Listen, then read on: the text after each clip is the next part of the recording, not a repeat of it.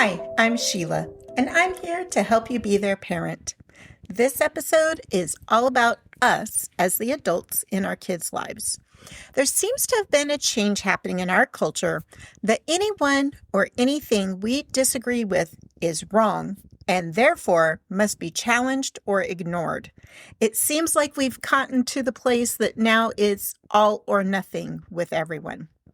And we often see this play out on social media when someone with a large following voices an opinion that some of their followers disagree with. Then they will later mention that many followers have left, and then they often share screenshots of these same people leaving, announcing their departure in the DMs. So here's my question. If the majority of what that person shares interests you, and you agree with them, why would you leave over one issue? It's really important that we learn that we can disagree with others. It really is okay. In fact, it's really good for us to interact with others with differing viewpoints. And there's a few ways that it can help us. First of all, it will help us solidify our own position on an issue. As we have a discussion and we hear their reasonings, we share our reasonings, we get more comfortable with our reasons, and it often will solidify why we think that way.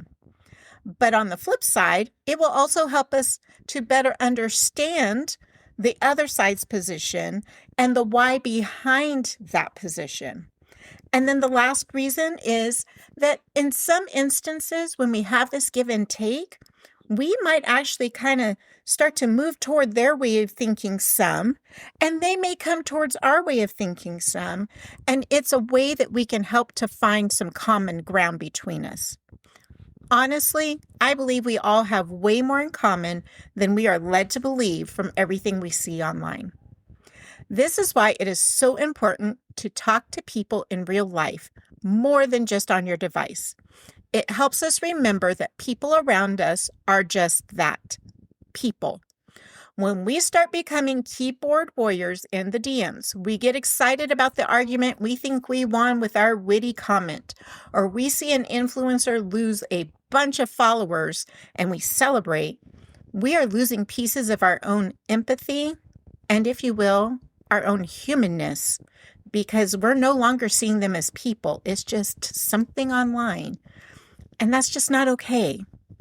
Now, Sheila, why are you aiming this episode at the grown-ups? Because your kids are watching. Every time you make a statement against anyone in a disrespectful way, your kids hear it, and they will start using that same level of disrespect towards others at some point. Anytime you celebrate the death, harm, or illness of another human based on their skin color, religion, or political ideology, you're telling your child that it is okay to hurt others we don't agree with. Violence isn't the answer. It also shows our kids that we just don't honor and respect that that's another person that has been harmed. We've got to make sure our kids understand people are people and we need to take care of each other. Now, our kids do need to hear us have discussions about differences in a way that promotes respect and an open dialogue.